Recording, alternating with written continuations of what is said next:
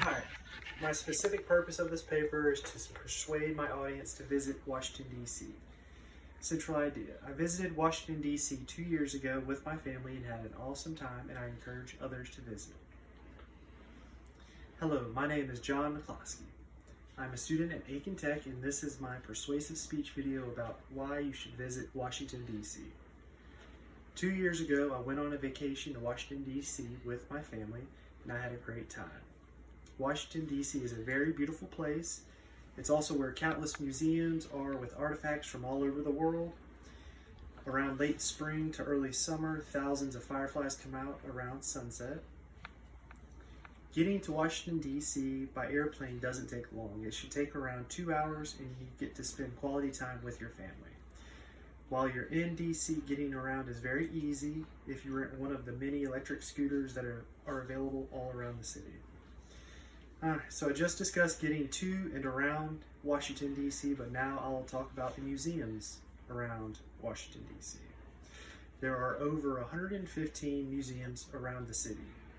The number one museum that you should visit is the Smithsonian National Museum of American History. There's also the Smithsonian African American Museum and the Smithsonian Air and Space Museum. These museums are open every day of the year except for Christmas.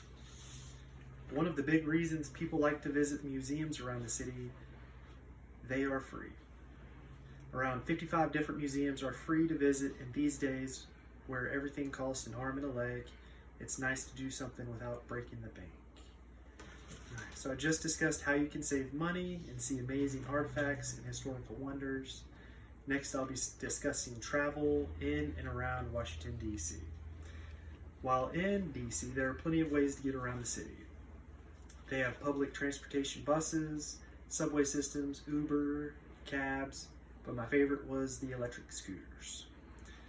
On our family trip, we traveled there by airplane that took around 2 hours. I suggest taking an airplane there because driving to Washington from Augusta, Georgia will take around 9 to 10 hours. While in DC, you have a little bit of extra spending money.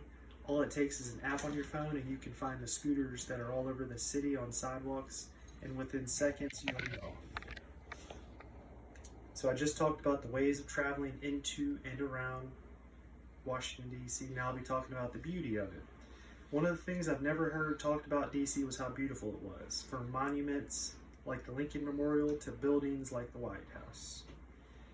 Just in D.C. alone, there are over 75 national historic landmarks to see.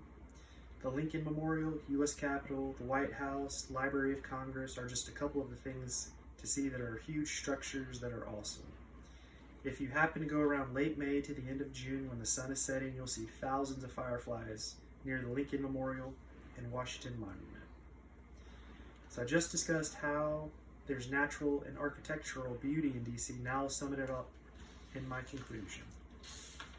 In this persuasive presentation, I discussed museums and other buildings to go see while you're there.